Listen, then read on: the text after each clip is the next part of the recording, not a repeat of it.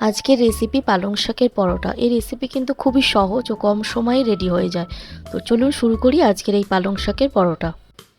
এবার একটা মিক্সিং জারে দিয়ে দিচ্ছি কিছুটা পালং পাতা, ধনে পাতা, এক টুকরো আদা, কাঁচা লঙ্কা, সামান্য লবণ আর এক চা চামচ গোটা জিরে। এবার এগুলো একটা পেস্ট তৈরি করে নেব। আটার ডো তৈরি করার জন্য এখানে নিয়েছি আমি 1.5 বাটি আটা। আটার মধ্যে দিয়ে দিলাম তৈরি করে রাখা পেস্টটা। এবার ভালো করে আটার সাথে মিক্স করে নিয়ে প্রয়োজন হলে একটু জল অ্যাড করে দেবো। এইভাবে আটার ডোটা তৈরি করে নেব। ডোটা তৈরি হয়ে গেলে এখানে 10 মিনিটের জন্য আমি ঢেকে রেখে দিচ্ছি। এখন ডো থেকে একে একে লেচি করে রেডি করে নিয়েছি ঠিক এইভাবে।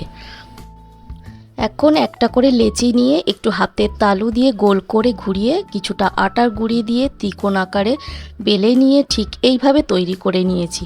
আপনারা আপনাদের পছন্দ মতন যে কোনো শেপ দিতে পারেন।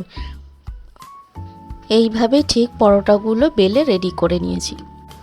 এবার গ্যাস চালু করে একটা তাওয়া গরম করে নিয়ে আমি পরোটাগুলো প্রথমে 2 পিঠ হালকা করে সেঁকে নিয়ে তারপর তেল দিয়ে ভালোভাবে লাল লাল করে একটু ভেজে নিচ্ছি। এখানে আমার পালং শাকের পরোটা রেডি। এই রেসিপিটি আপনাদের কেমন লাগলো কমেন্ট করে কিন্তু অবশ্যই জানাবেন। আমি এই পরোটা আলু টমেটো সবজি আর দইয়ের সাথে পরিবেশন করেছি।